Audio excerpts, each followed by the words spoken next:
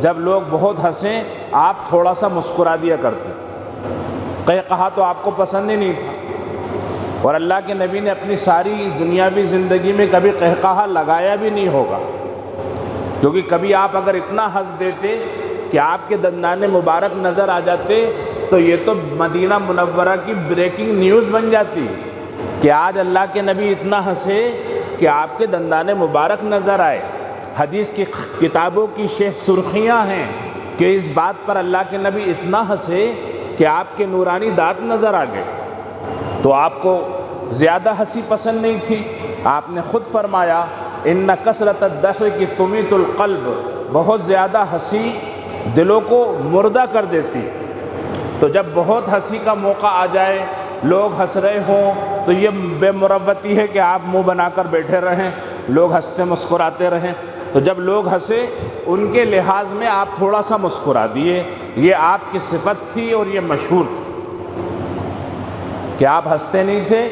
Maximum ہنسی اللہ کے نبی کی کیا تھی؟ مسکرانا۔ لیکن حضرت عائشہ رضی اللہ عنہا فرماتی ہیں کان النبی ضحاکا، اللہ کے نبی بہت ہنستے تھے۔ اب بتاؤ، سارے صحابہ کی گواہی ہے ہنستے نہیں تھے، مسکراتے تھے، اور امت کی ماں عائشہ رضی اللہ عنہا فرماتی ہیں اللہ کے نبی تو بہت ہنستے تھے۔ کیا مطلب ہے کہ آپ دین کی فکر میں گلیوں میں چوراہوں چوپالوں پر گشت کرتے، مسجد کے اندر وعظ و نصیحت کرتے اور غم آپ پر سوار رہتا، دین کی فکر آپ کو، امت کی فکر آپ کو، لیکن جب آپ اپنے گھر کی چوکھٹ پر آتے ساری فکروں کو وہیں باہر چھوڑتے اور اندر مسکراتے ہوئے داخل ہوتے، بچوں کے ساتھ ہنس رہے ہیں، بیوی کے ساتھ مسکرا رہے ہیں، باہر والے مسئلوں کو آپ اندر نہیں لے کے جاتے، تو سارے صحابہ نے آپ کا غم، آپ کی فکر، آپ کی محنت دیکھی، اور امت کی ماں عائشہ رضی اللہ عنہا نے آپ کی ہنسی دیکھی، آپ کا اخلاق دیکھا، آپ میں ایک دنیا کا سب سے اچھا شوہر دیکھا۔ ہماری طرح نہیں کہ ہم گئے آفس اور باس نے جو ہے ڈانٹ دیا، اب ہمارے سر میں غصہ سوار ہو گیا، اور کسی سے لینداری ہے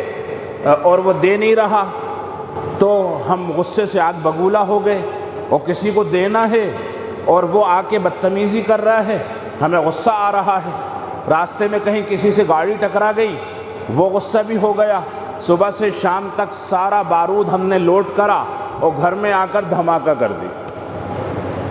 انسان اپنے فلیٹ کی سیڑھیاں چڑھ رہا ہے، بچے خوش ہو رہے ہیں، ابا آ گئے، ابا آ گئے، اور وہ بیچاری اندر مسالہ بھونتے میں کہہ رہی ہے آل تو جلال تو آئی بلا کو ڈال تو، کہ آج صبح سے شام تک کا جو غصہ ہے وہ مجھ پر نکالا جائے گا۔ وہی صنف نازک، وہ کمزور عورت اللہ نے دے دی ہے، اسی پر آپ ساری پریکٹس کرتے جائیے۔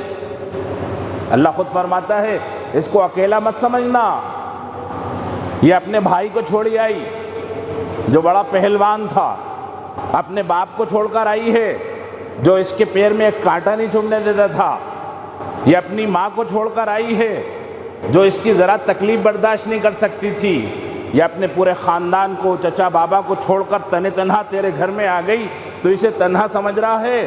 تنہا نہیں ہے۔ ان اللہ کان علیکم رقیبا، اللہ دیکھ رہا ہے، اللہ اس کے ساتھ۔ تو اگر شوہر بننا ہے محمد مصطفیٰ صلی اللہ علیہ وسلم جیسے شوہر بنو، بھائی بننا ہے محمد مصطفیٰ صلی اللہ علیہ وسلم جیسے بھائی بنو۔ ایک قافلہ آیا، بعض روایتوں میں ہے کہ باقاعدہ صحابہ اس قافلے کو لے کر آئے فتح مکہ کے بعد، کہ اب تصفیہ ہونا ہے، کون کس نظام کو قبول کرتا ہے، کس بات سے انکار کرتا ہے۔ تو اس قافلے میں ایک ادھیڑ عمر کی عورت بہت حجت کر رہی اور یہ کہتی ہیں دیکھو مجھ سے کوئی اونچی آواز سے بات نہ کرے، کوئی مجھ سے پوچھ گچھ نہ کرے، کوئی سوال جواب نہ کرے، کیونکہ میں تمہارے نبی کی بہن ہوں۔ صحابہ کہ بہن کہاں سے آ گئی؟ اللہ کے نبی تو یتیم، اور اللہ کے نبی اکیلے، نہ آپ کا کوئی بھائی نہ آپ کی کوئی بہن، اور یہ دیہاتی عورت آئی کہیں سے کہتی ہے میں اللہ کے نبی کی بہن ہوں۔ اللہ کے نبی کو جا کے خبر دی کہ ایک عورت مسجد نبوی کے صحن کے باہر، ان کو ہم لے کر آئے ہیں، اور وہ اس پر مصر ہیں، بضد ہیں کہ وہ آپ کی بہن ہے۔ اللہ کے نبی کسی وفد سے بات کر رہے تھے، کہا ٹھیک ہے تھوڑی دیر بعد لاؤ، وہ آ گئیں۔ اللہ کے نبی نے فرمایا ہاں بھائی کون؟ کہا میں۔ کون؟ کہا میں آپ کی بہن ہوں۔ تم میری بہن کہاں سے آ گئے؟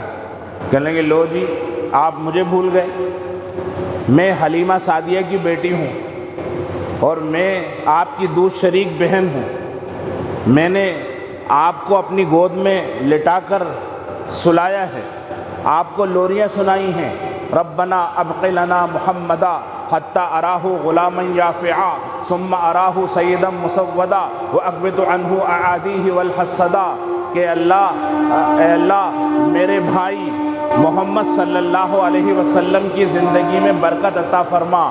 میں چاہتی ہوں کہ یہ مضبوط نوجوان بنے، میں چاہتی ہوں کہ یہ بڑے ہو کے سردار بنے، سردار گر بنے، جس کی طرف اشارہ کر دیں وہ بھی سردار بن جائے۔ اور اے اللہ میں ان کی نظریں اتارتی ہوں، ان کو حاسدین کی اور دشمنوں کی نظر سے بچانا چاہتی ہوں۔ یہ لوریاں میں آپ کو سنا سنا کر سلاتی تھی اور آپ مجھے بھول گئے۔